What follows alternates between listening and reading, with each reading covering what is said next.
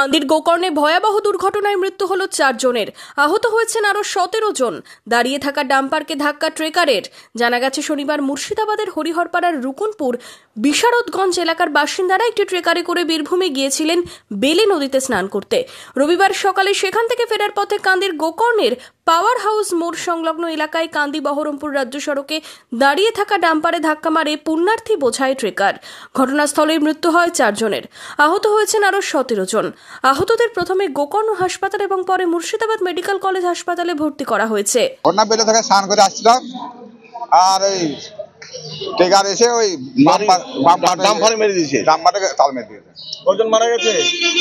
4 জন মারা গেছে। আমি তো ঠিক বলতে পারছি না, আমি তো খামে পড়েছিলাম। ঘটনাটা বলতে গেলে যে এই গাড়িটা আমরা যখন অ্যাক্সিডেন্ট শুনলাম, একটা লোকে যে মোটরসাইকেল নিয়ে বললে, চার দোকানে বসছিলাম যে একটা অ্যাক্সিডেন্ট হলো, দুধ বিশাল দেখা যায় না একটা অ্যাক্সিডেন্ট। এসে দেখলাম তো আপনার বডিগুলো পড়েছিল, তো আমরা সব তারপরে কখনো বিড হাউসের ছোটোবাবু বড়োবাবু এলো, এসের পরে সব তুলিয়ে টোটো পাঠাই হসপিটালে আমাদের।